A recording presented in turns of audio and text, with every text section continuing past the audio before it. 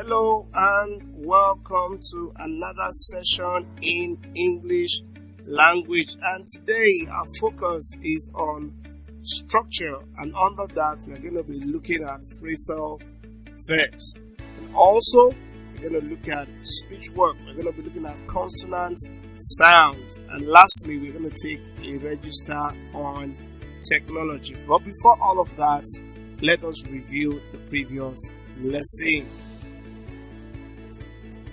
Welcome back.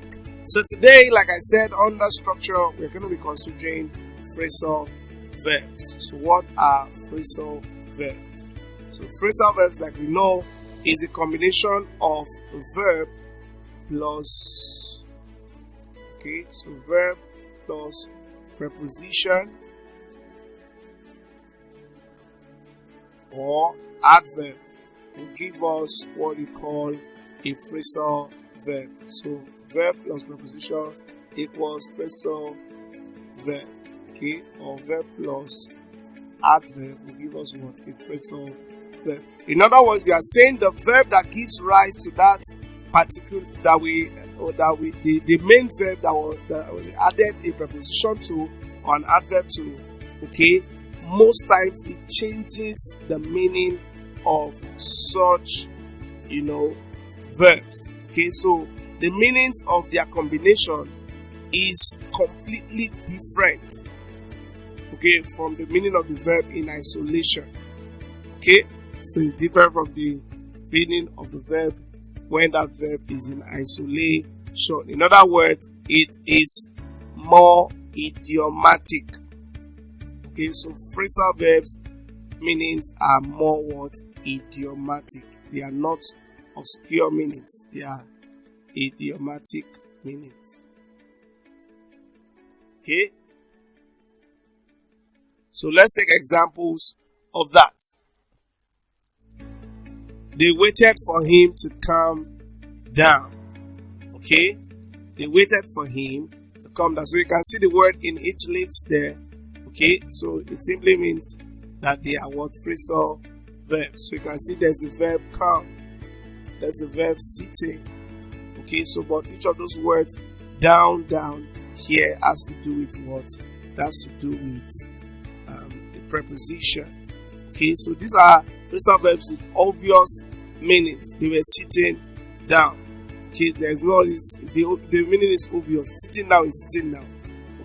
But there are other phrasal verbs, with obscure meaning. That is, you can't just literally interpret that. The convict broke down.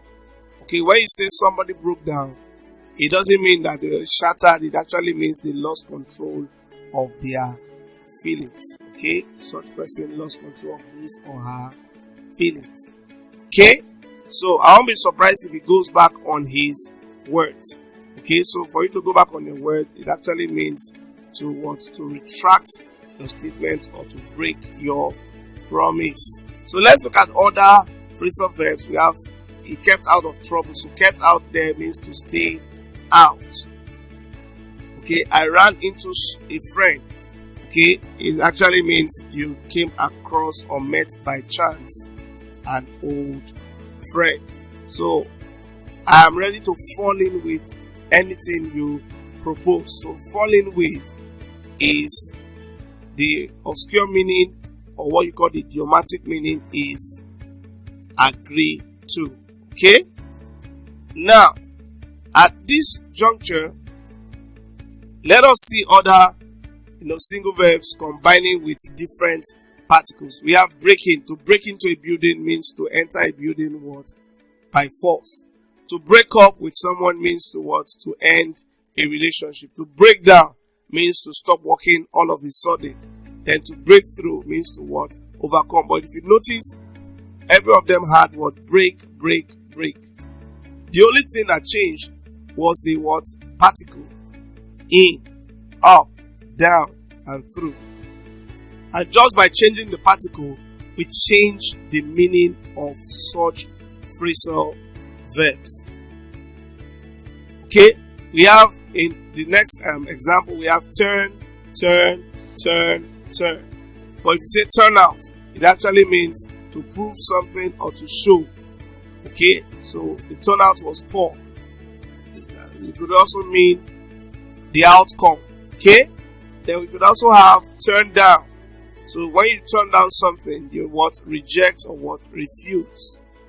Okay, then when you turn in, it actually means you submitted. Okay, you have decided to concede, your position. Then lastly, we have to turn off, and that one is to make somebody either bored or lose interest. Okay, either you make the person lose interest or you're making the person bored. Let's just say you're turning me off. Okay, then we have to stand up for.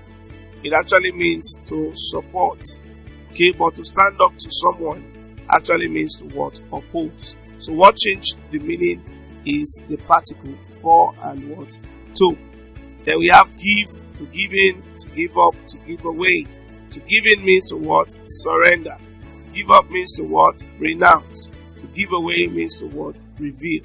So you can see that the main verb might be the same, but the particle, when it changes its meaning.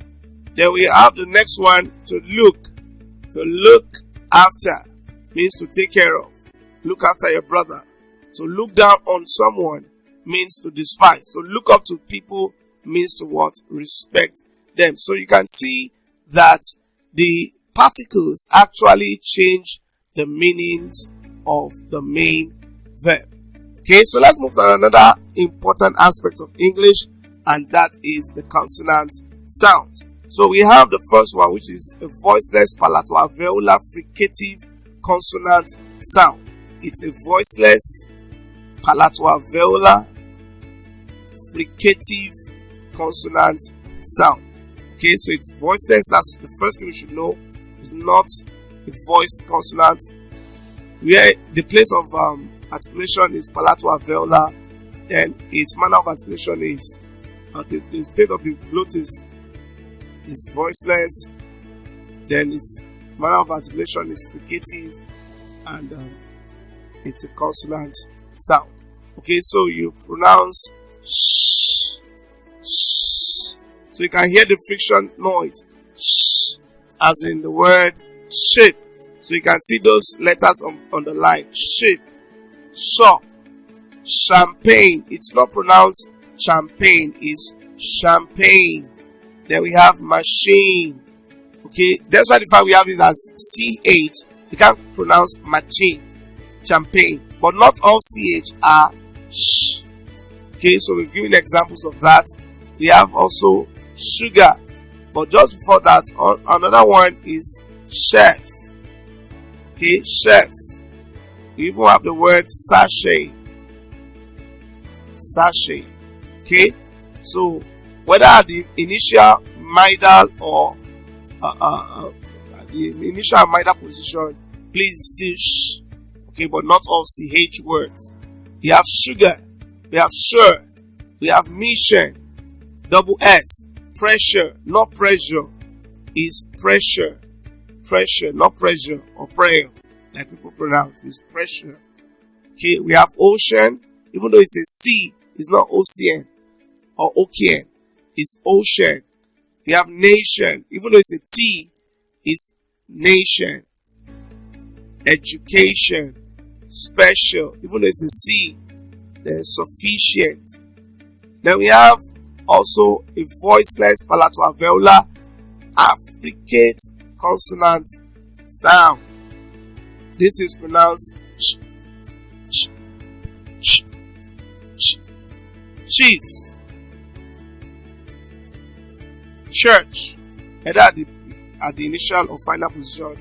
Then the T here, nature, picture.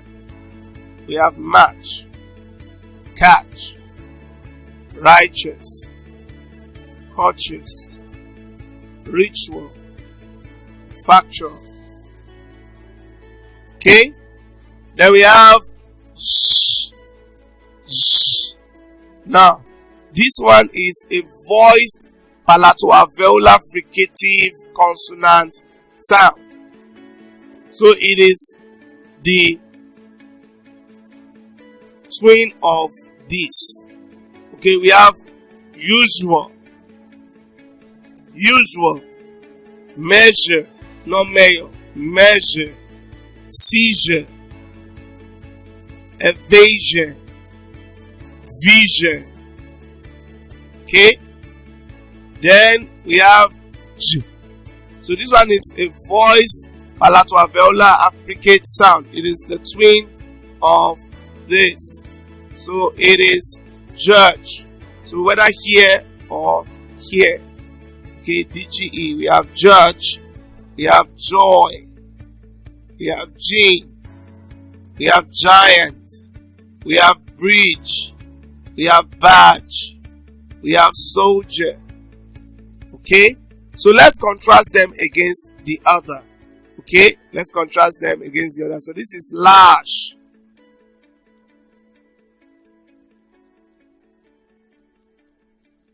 Large. So this is large. Okay, so this is march, match, dish, ditch, shop, chop, shape, shape. So these are we are trying to contrast them together. But one is voiceless and the other is what? Voiced. Then we have sure, leisure, fission, vision, pressure, treasure, mention, measure. Okay? We have also chair, jeer, chain, J. Okay? Shape, jeep, rich, and what? Reach, rich, reach. Okay? So let's move on to a register on technology. Under that, we're going to be looking at certain words like the word invention. Okay? Invention means to create something. Alright? It means to create. It means to create. It means to also what? Produce. So that's what it means to invent. Then we also have a robot. A robot is a machine that helps us with what? Our human tasks, making it easier and faster. Then we have fumes. That's the smoke that comes out of exhaust pipe. Okay? They are called fumes. Then we have astronauts. Astronauts are people who travel and work in spacecraft. People that travel and work in spacecraft. Now, what is a spacecraft? A spacecraft is simply a vehicle that travels through space. Okay? Then we have what you call a missile. Okay? A missile is a weapon of what? Destruction. Okay? It's a weapon of destruction. Okay? So we have also what you call automobile, which is another name for what? For car. Okay? We have automobile. We have also technician. We have computer. We said the computer is a device that accepts, or receives data, processes it, stores it, and can also retrieve it when needed. We have electronic, we have factory, we have machine, telephone, industry, traffic, high precision towers, discoveries, etc. So with this, we've come to the end of today's lesson. In order to refresh your memory and recall all that was taught in this lesson, I would love and encourage you to take the test that will appear on your screen.